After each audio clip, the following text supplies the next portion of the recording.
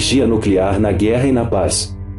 Este texto é de 1956. No texto intitulado Energia Nuclear na Guerra e na Paz, observa-se uma linguagem que, embora eficaz em seu tempo, utiliza expressões e construções que hoje consideramos arcaicas. Atualizamos e corrigimos o texto para os padrões atuais de nossa língua, mantendo fielmente o sentido e o contexto originais. O interesse pela noção de átomo remonta a 800 anos antes da era cristã. A ideia de molécula, que foi formalmente apresentada em 1803, já era conhecida pelos hindus desde o início da era cristã. Se não for possível evitar uma guerra atômica, ao menos podemos saber de que maneira e por quais causas morreremos. Mas, será que o Brasil está preparado para a era atômica?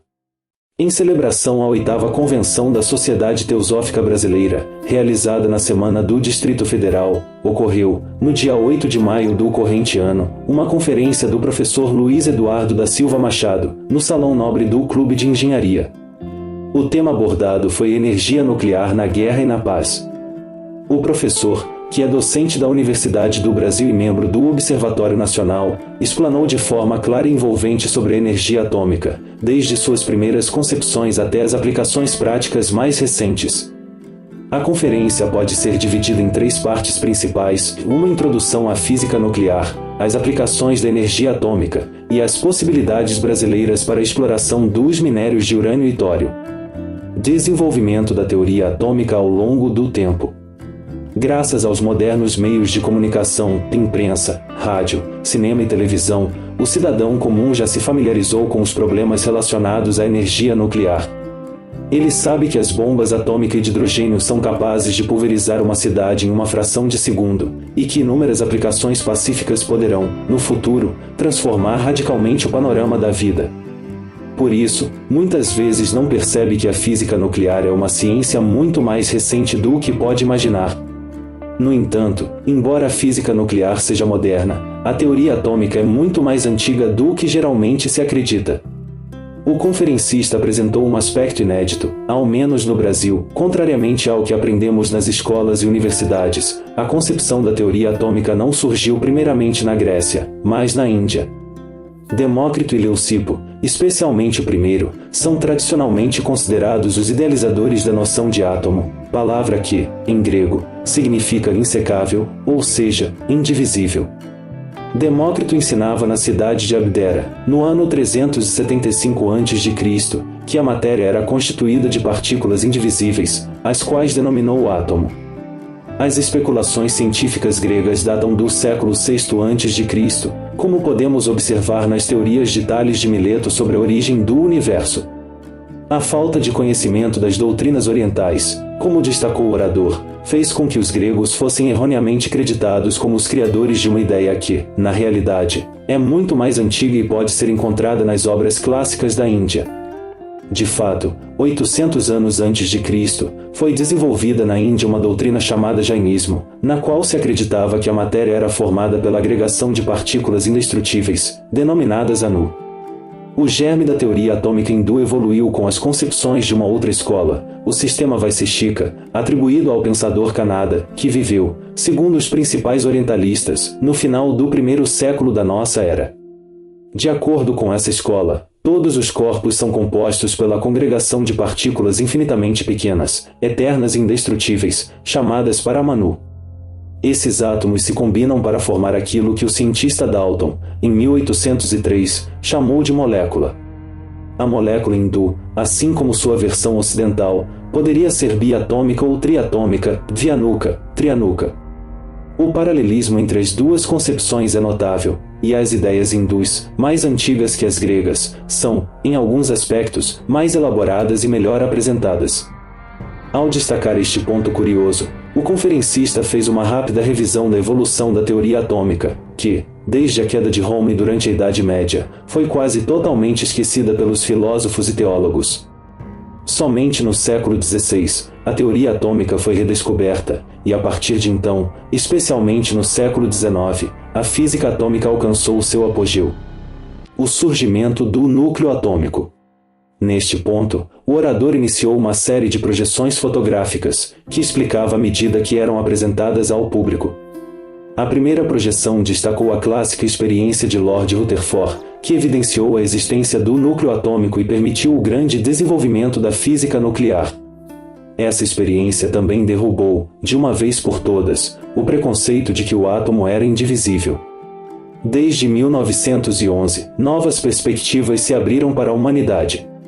Todavia, segundo o orador, a era nuclear começou realmente em 1935, com a descoberta, por Chadwick, Prêmio Nobel de Física, da partícula nuclear denominada nêutron. Em seguida, foi explicado por que o nêutron é tão importante e quais são suas aplicações, e ele atua como elemento agregador dos núcleos, explica a questão dos pesos atômicos e é o projétil ideal para as desintegrações artificiais. Com ele, tornou-se possível realizar o antigo sonho dos alquimistas na transmutação dos elementos. Por meio de exemplos claros e sugestivos, o conferencista demonstrou o que são os isótopos e para que servem. Átomos para a paz. A conferência, então, se voltou para as aplicações pacíficas da energia nuclear. Por meio de diagramas coloridos, foi mostrado o que é um reator nuclear e para que ele serve. Diversas aplicações pacíficas foram apresentadas, mas também foi enfatizado o problema grave que ainda não foi totalmente resolvido pela engenharia, como se livrar dos resíduos radioativos formados nos reatores atômicos. O grande problema não é construir um reator, embora isso envolva custos de alguns milhões de cruzeiros, nem mantê-lo em operação, o que custa milhares de cruzeiros por dia, mas sim, onde instalá-lo para evitar a contaminação do ar das cidades em caso de falha. Além disso, é necessário definir onde enterrar os resíduos radioativos. Esses resíduos, embora ocupem um volume pequeno, representam, pela alta radioatividade, um sério perigo, pois podem facilmente contaminar uma cidade inteira em pouco tempo. Até o momento, as soluções encontradas não são totalmente satisfatórias. De qualquer forma, mais cedo ou mais tarde, os técnicos encontrarão um destino adequado para esses resíduos. Estará a humanidade em perigo? O conferencista apresentou novos e extraordinários horizontes para a humanidade. Contudo, segundo ele, nuvens em forma de cogumelo ameaçam obscurecer o céu e amedrontar a humanidade. As bombas atômicas equivalem a 2.000 bombas do tipo clássico e têm um poder destruidor equivalente a cerca de 20.000 toneladas de TNT. Elas destroem não apenas por meio de ondas de compressão, como as bombas clássicas, mas também pela tremenda elevação da temperatura a 20 milhões de graus Celsius e, principalmente, pela produção de isótopos radioativos, que emitem raios gama, altamente destrutivos, por períodos variáveis. Alguns desses isótopos duram apenas segundos, enquanto outros permanecem ativos por milhares de anos. A bomba de hidrogênio, por sua vez, equivale a 20 milhões de toneladas de TNT e seu raio de ação é de 15 quilômetros. Seu poder explosivo pode ser aumentado gradativamente e sua periculosidade ampliada pela adição de sais de cobalto, que mantém a radioatividade por 5.000 anos.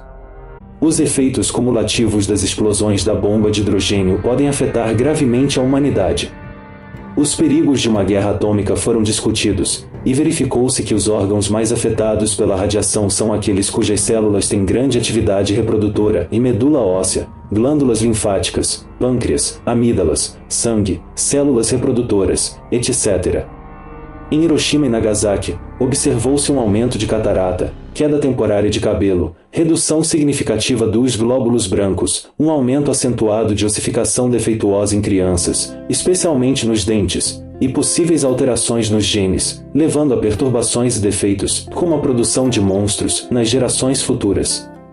Todavia, ainda não é possível fazer conjecturas precisas, pois as modificações hereditárias muitas vezes são produzidas por características recessivas e só se evidenciam na segunda geração, pelo menos.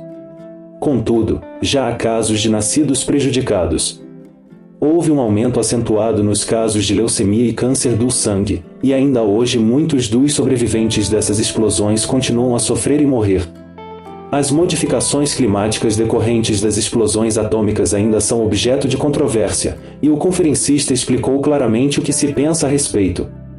Por fim, disse que o brasileiro não precisa se preocupar em fugir para o sul se o país entrar em guerra, pois uma única bomba poderá destruir o Rio de Janeiro, São Paulo, Belo Horizonte, Porto Alegre, Recife, Salvador, etc. Se as bombas atingirem as grandes usinas hidrelétricas, como a de Paulo Afonso, a destruição será ainda mais rápida e o blackout das cidades será inevitável. Portanto, uma guerra atômica moderna significaria o fim da civilização no Brasil. As riquezas brasileiras. Finalmente, o orador destacou as possibilidades brasileiras para a exploração de nossos minérios de urânio e tório, salientando que as maiores reservas de tório conhecidas estão localizadas em Minas Gerais, Goiás e na Bahia. O Brasil, portanto, poderá se tornar um grande exportador de produtos nucleares. Para isso, é necessário formar engenheiros e técnicos no setor nuclear, que, por enquanto, ainda é um campo limitado. Se gostou deste conteúdo, doe um like, comente e também compartilhe. Nos veremos no próximo vídeo.